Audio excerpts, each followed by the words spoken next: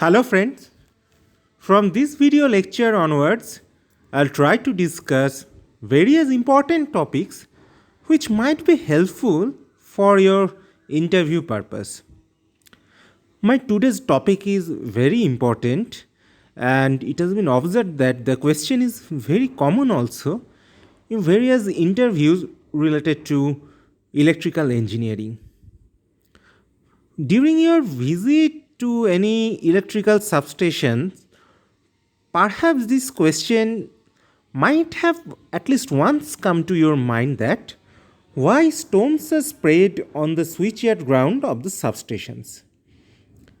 We all know that various misconceptions are there related to these issues, as well as some precarious speculations are also there. But today I'll discuss the exact answer and try to clear all your doubts. Related to that topic, I will also try to give an overview of step and touch potential. So, without wasting much time, let's proceed.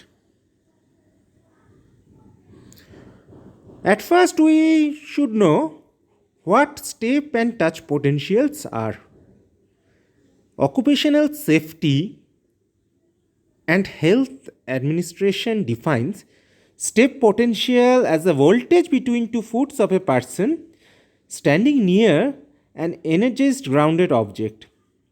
It is equal to the difference in voltage given by the voltage distribution curve between 2 points at different distances from the point of ground. A person could be at high risk of injury during a fault supply and simply by standing near the grounding point. Touch potential is the voltage between the energized object and the feet of a person in contact with the object.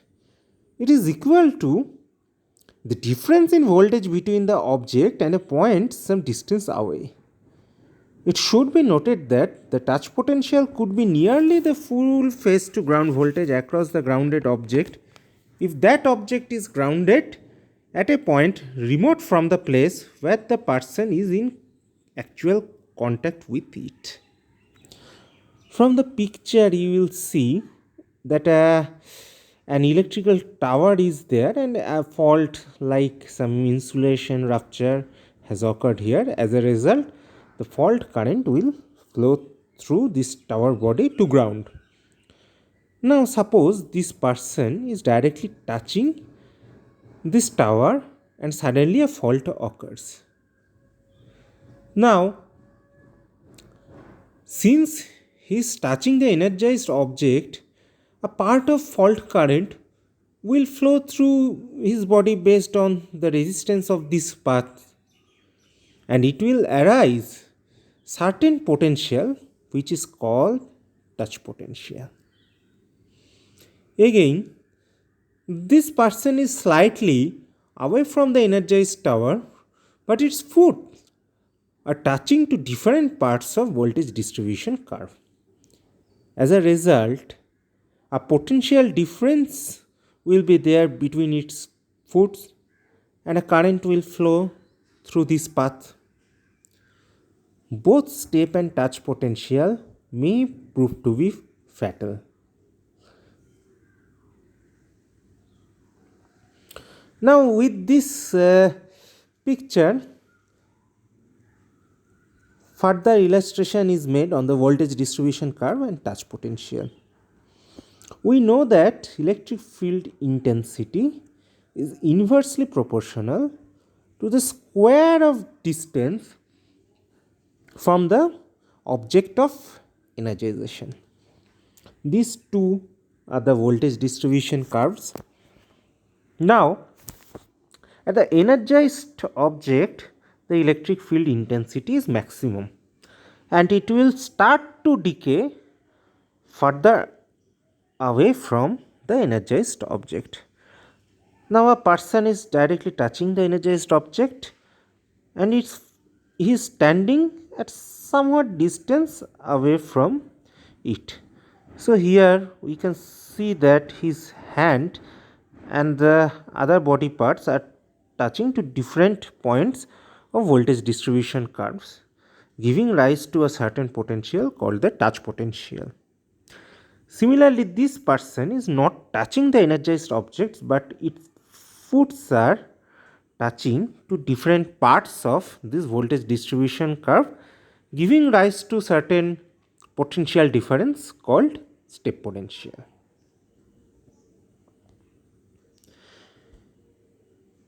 Here further illustration is made based on the actual scenario where multiple grounding electrodes are done with a proper earth mat arrangement. You can see that from a grounded point to another, the voltage distribution curve will look like this, and based on it some touch and step potentials may develop during a fault condition. Here an approximate equivalent circuit for step and touch potential is made. Make sure that this one is actually an approximate equivalent circuit for illustration purpose and not the actual one. Here I suffix f, if, is the fault current, and if solely depends on the impedance at fault point during the time of fault. Perhaps you all know this how to calculate this if will be discussed in the symmetrical and asymmetrical fault calculation related lecture of mine, but for this lecture only you assume that the fault current is if and it will act as a steady current source. Rg is the resistance of the ground. Here Rg is the resistance of this ground. RT is the touch potential resistance. It is nothing but the resistance offered by the body part in case the person is directly touching this energized object. Rs is the resistance of step potential. It is nothing but the resistance offered in this path of current flow. And here you will see another resistance value, Rg1. Rg1 is a ground resistance, but it is slightly more than Rg because in this case this current will have to flow through this additional path. For flowing through this additional path, the resistance offered by this additional path is incorporated into the equivalent resistance. So Rg1 will be slightly more than Rg. So we will have to find out the current flowing through this path.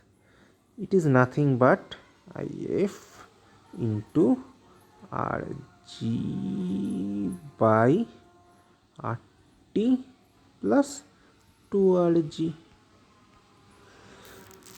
So definitely if Rg will be less, the proportion of fault current flowing through the person's body will be less. So our objective is to minimize the ground resistance as less as possible.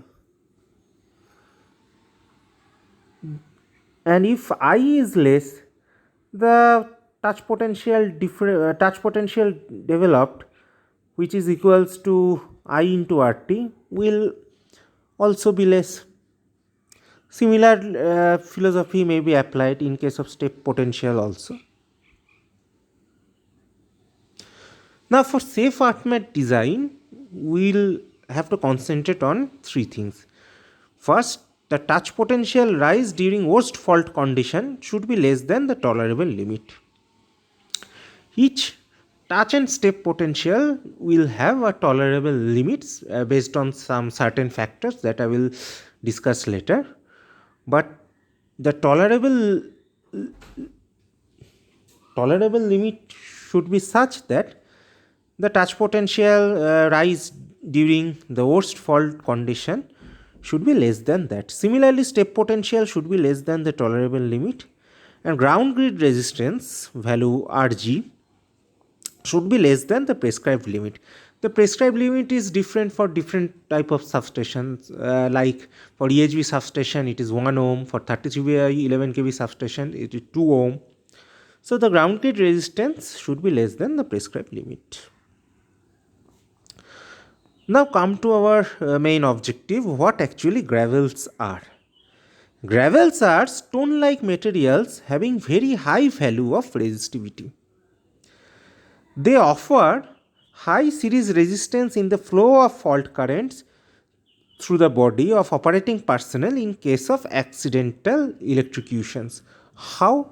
That I will come later. They enhance the tolerable limit of step and touch potential.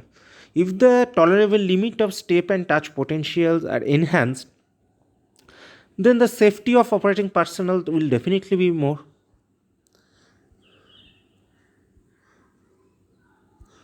Now, suppose the resistivity of surface material is rho s.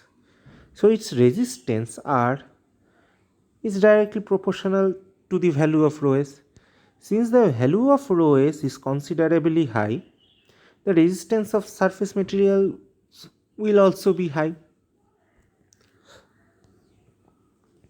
The different kind of gravels are shown. These are fine granites sprayed on the switchyard ground, and these are certain kind of limestones. Different types of gravels are there, and their and their resistivity values are also very high, and it differs from material to material. Now, as per IEEE standard 80, some some recommended surface materials used as gravels are shown along with their resistivities. Like 1.5 inch crusher run granite is having 4000 ohm meter resistivity at dry condition and 1200 at rainwater. Asphalt is having a certainly high value of resistivity. So these are the different materials and their resistivity values which are used as gravels at different substations based on the design criterion. Now the same approximate equivalent circuit for step and touch potentials are shown with gravel spreading, but in this case the current flowing through the body will face an additional resistance value R in case of which is R is I have already discussed that R is the resistance of the gravel material or the surface material. In case of touch potential, the series resistance will be R, and in case of step potential, the series resistance will be 2R. Why? That I will explain.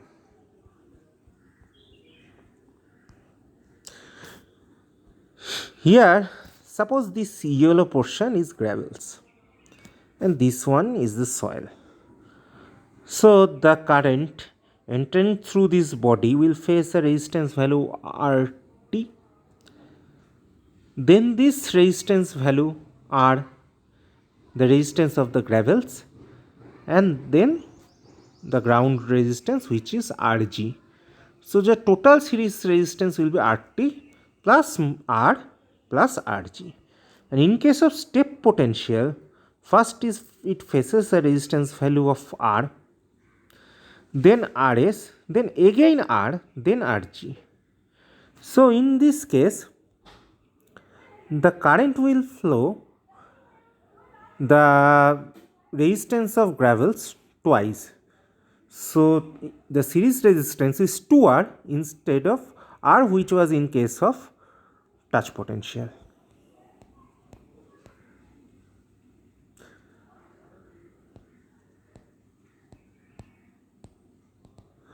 So whenever we are providing this additional high series resistance in series with the RT and RG, the current flowing through this branch will be definitely limited, and as a result the step and touch potentials can be minimized. Here the formula for tolerable step and touch potentials are provided for a 50 kg human being. You can see that the tolerable limit is somewhat proportional to this value of rho s, which is nothing but the surface layer resistivity. So if rho s is high, then the step potential value will also be high. If rho s is low, the step potential value will also be low. In case of no gravels, the value of rho s is approximately equivalent to the value of the actual soil resistivity of the virgin soil. So that step and touch potential tolerable limit will be less. By providing the high resistivity gravels or stones, we can thus enhance the tolerable limit of step and touch potentials. This Ts, what is this Ts? Ts is the duration of shock, means how long the fault sustains before the circuit breaker operates to isolate it. Now the Cs is a factor which can be described through this formula. From this you can also see that if the surface layer thickness, the thickness of gravel spreading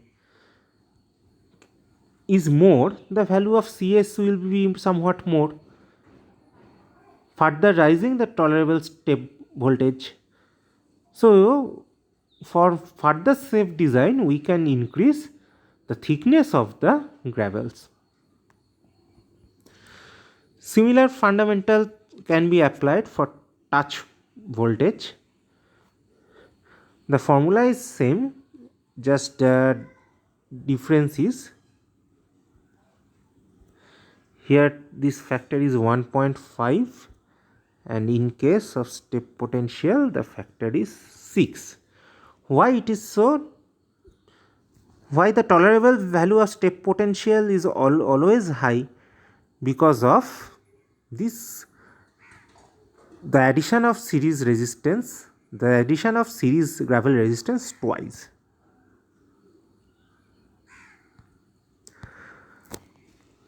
I hope all your doubts are cleared right now, but if you have further queries, you can ask me in the comment section and I will definitely try to resolve this.